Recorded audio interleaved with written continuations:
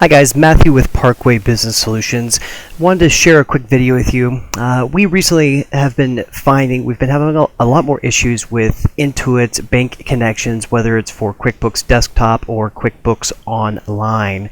Recent changes within the banking industry, mergers and such, seem to be causing more and more issues of disconnects or reasons that, well, the files just aren't updating the way we need to. So we've had to find different ways that we can still maintain the level of service for our clients, keeping their information up to date in a timely manner.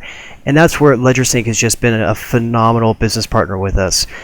Their service, if you're not familiar, is one of a kind. They are able to go capture the bank information, your statements for you, the transactional information, as well as the check images, which boy, that saves us just probably at least 15 to 20% of our process flow right there. So today we wanted to show you just a quick workaround for the current issue that a lot of people have been finding when they're trying to do these downloads from their different banks, and they end up running into an error kind of like this. Something like your Web Connect branding. QuickBooks is unavailable to verify the financial institution information for this download. So why does that happen? Well, we're gonna show you real quickly. To go back to Ledgersync real quick, we'll give you a quick tutorial from the inside. Once we are logged in, we're able to go in to the transactional area, and we've already updated the information, taken the check images, and we populated special information, which we're now going to create a QBO export. The company has the ability, of course, to do quite a few different formats, but QBO really is the preferred version when it comes to QuickBooks on desktop and QuickBooks Online in comparison to like their older IIF. They do have OFX as well, which works great for other accounting softwares. So we've gone in, we chose our QuickBooks to do the download. We wait just a little bit of time, and depending on the transactions, you'll actually see that you'll populate a brand new QBO download. For time-wise, we've already set these up, so we will switch over to our desktop, and this is where we will go through the process of actually taking and pulling the information in. Now, the first thing you need to take a look at when you're doing this is if it's the first time you're doing a connection from any kind of a third party, or if you were using one way of importing information through Web Connect and now you're going to use another, you need to look if the account has already been connected online. And the fastest way to do so, look at your chart of accounts and look for the little lightning bolt. If your account has that lightning bolt, that tells you that there is some kind of a Web Connect onto it at the moment, and you would have to disconnect that if you're changing the type. In other words, if you're already using Ledgersync and you're going to continue to use Ledgersync, great, no problem. But if you're going from your bank, which isn't working, and now you're switching over to Ledgersync, for it to connect correctly and to be able to use it, you have to disconnect that. Very simple to do. Same place, you're going to right click the account, you're just going to go to Edit Account. From this screen, go to your bank feed settings. Come down, and you're going to click Deactivate All Online Services. Now, this is only going to be able to work if you do not have any transactions that are currently pending in that bank feed area.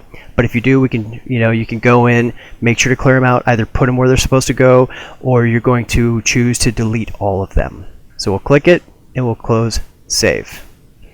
This warning is going to tell you, hey, you just disabled this service from our side, but by the way, if you're paying your bank for that service, you need to cancel it with them as well, or you're going to continue to keep paying for it.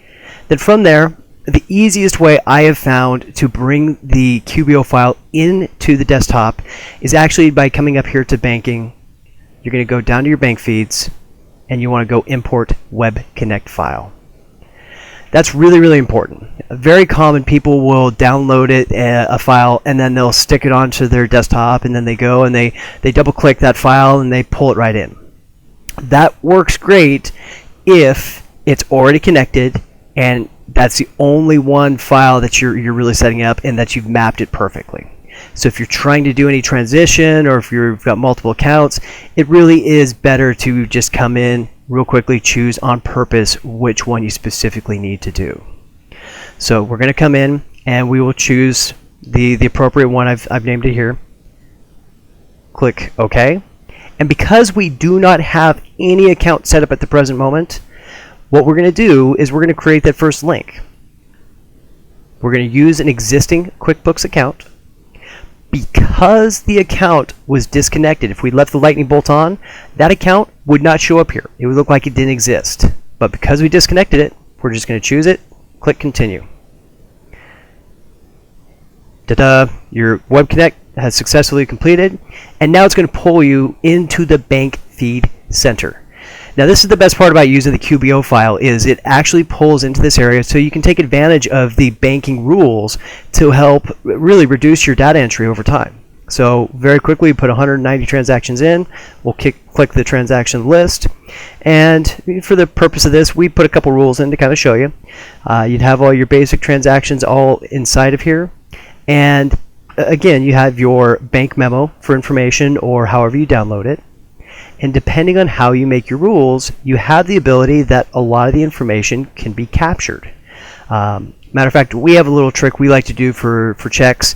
If you find that you have to do a lot of manual entry for the check names, everything else, but you need to keep the account at least quickly updated, if you create a quick rule that puts all of your checks to like sort check and then a check clearing account, you can have a rule that puts them all in the exact same place. So maybe at the end of the week or the end of the month, you're able to then go back in and do all the typing and put all the information in, but you can keep the information up to date if it's still hitting a basic expense account. Again, temporary solution, but it helps you get through the week, of course. So this was a quick way to show you how you can do your first connection with a QBO file, how you can take a pre-existing bank feed that you already had, how to disconnect it, and start using Ledgersync to pull your information in. Again, it's Matthew with Parkway Business Solutions, and we appreciate your time.